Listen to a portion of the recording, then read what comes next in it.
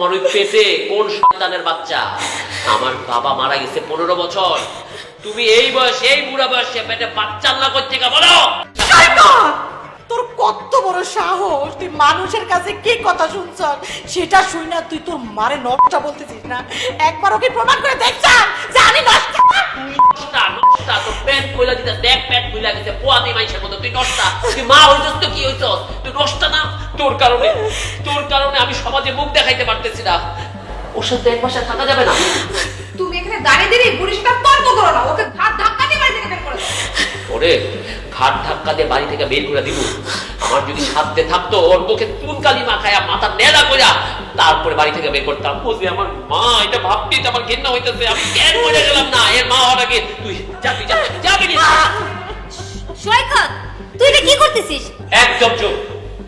তুই আমার বান্ধবী, এটা মানছি, কিন্তু আমাদের পরিবারের বিষয়ে তুই নাক গলাইতে আসবি না। তুই যা।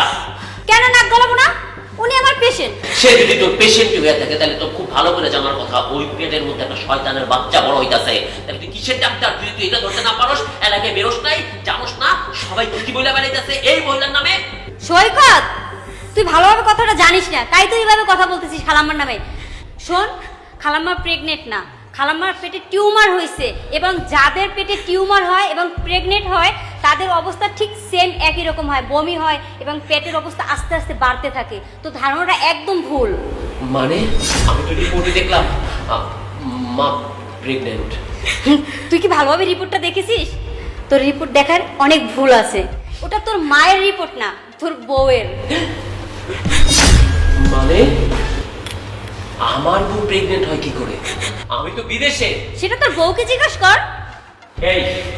এই শয়তান, হ্যাঁ, তুই নিজে প্রেগনেন্ট হয়ে তুই আমার মাকে দোষারোপ করছিলি? তার মানে পুরো এলাকায় এসব কথা তুই ছড়িয়েছিস? এই বল, তোর পেটে বাচ্চা এলো থেকে বল। চুপ করে আছিস কেন? বল বল, বলছি বল। বলছি হ্যাঁ আমি প্রেগনেন্ট।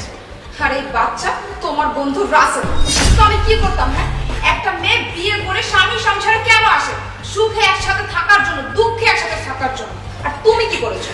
যখন আমাকে সাপোর্ট দেওয়ার দরকার ছিল সেই সময়টা তুমি বিদেশে চলে গেছো টাকা ইনকাম করার জন্য। বউকে তো তুমি ভুলেই গেছো, তোমার কাছে টাকাটা খুব জরুরি ছিল, তাই না? আমার একটা মিস্টেক হয়ে গেছে, এখন আমি আর কি বলবো? এটা মিস্টেক। যা করছিস তুই চাইলে বুঝতে করছিস। আর আমি বিদেশে গেছিলাম কার জন্য? তোর জন্য, আমার পরিবারের জন্য, যাতে তোরা ভালো থাকিস।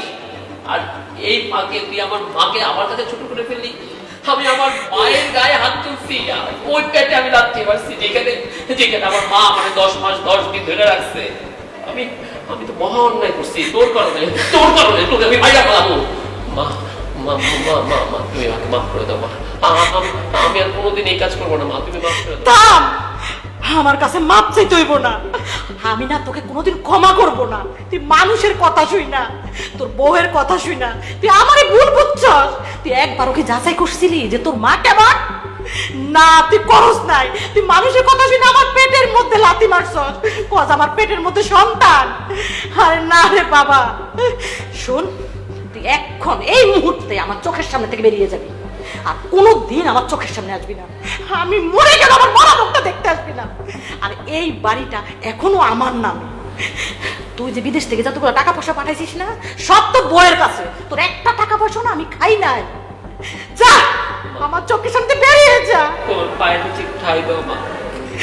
কখনো না, তোর আমি কোনোদিনও ক্ষমা করবো না। তোরা দুইজন আমার সামনের থেকে বাড়িয়ে যাবে। যা। আমি বাইরে করতেছি, চল তোর হিসাব কিতাব আমি বাইরে করুম। তোর কারণে আজকে আমার মা আমার বাড়ি থেকে বের করে দিছে। তোর হিসাব কিতাব বাইরে হইব। চল আমার সাথে আয়। খালাম্মা, আপনি শান্ত হন, চলেন আমরা হসপিটালে যাব। আপনার সব অপারেশনের ব্যবস্থা হয়ে গেছে। চলো, আজকে আমার নিয়ে চলো।